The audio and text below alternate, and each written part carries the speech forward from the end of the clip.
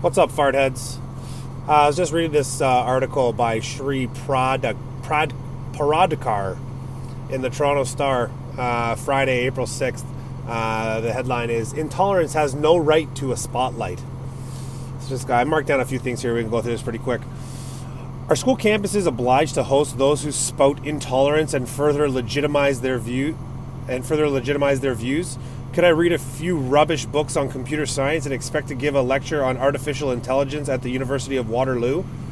Yeah, if they'll accept you to talk about artificial intelligence after you read a few books at a university, why shouldn't you have that right to talk about artificial intelligence? I don't understand.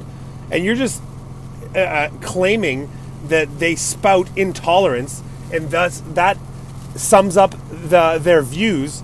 It's just false. You give no evidence to that whatsoever. Free speech assures us of the right to repeat the original erroneous statement, but not the right to demand it to be debated, nor the right to a university platform or space in a newspaper. Okay, so it does have the right, first of all, and who are you to decide that people can't pay these people to come talk on their university campus? You're the one that's being a fascist and saying these people don't deserve a platform, when clearly there is a platform for views that don't align with your own views. Just because you call something intolerant doesn't mean that it doesn't have a place in society because you say so. Who the fuck are you? Again, having those avenues closed off is not censorship. Yes, it is. It's common sense rejection of falsehoods. According to who? You? How is it false? What's false? The intolerant views and bigoted this and rejection of falsehoods. What's false? Who's false? And why do they deserve to be shut down? Because you say so? Fuck you.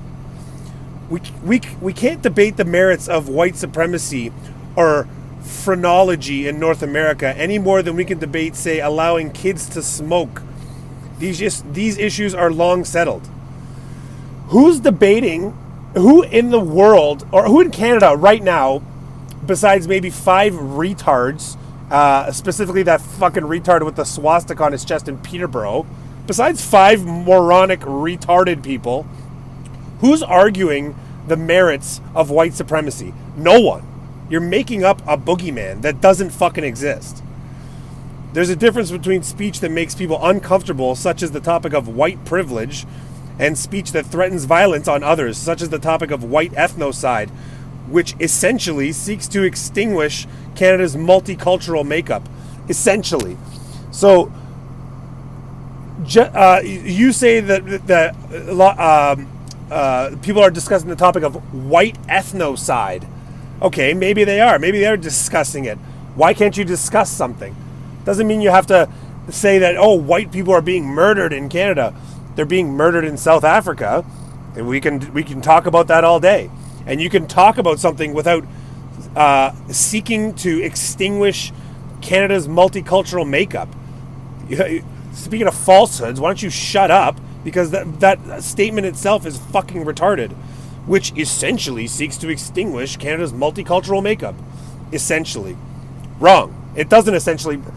discussing a topic doesn't fucking essentially mean anything. Only the willfully blind or the privileged would suggest that students need exposure to xenophobic or transphobic or racist ideas in university to equip themselves for the real world. Quote-unquote real world. So so they're inviting people that are exclusively xenophobic, transphobic, or racist to speak on campus. So there's zero nuance to their side of the story whatsoever.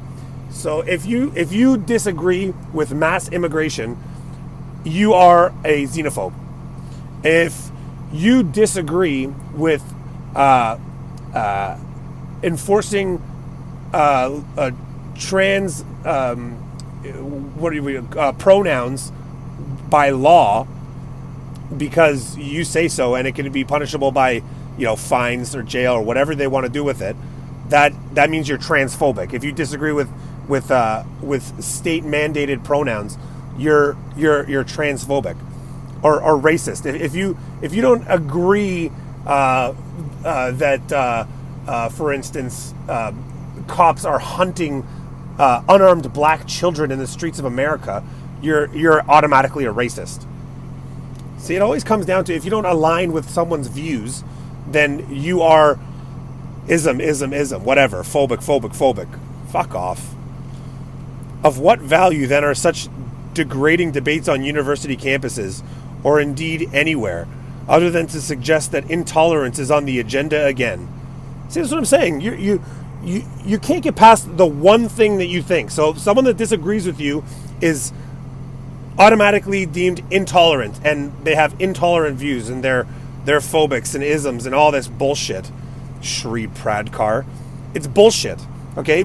People can have different opinions, and it doesn't mean that they are insert buzzword here. It's fucking retarded. And fuck your stupid opinion.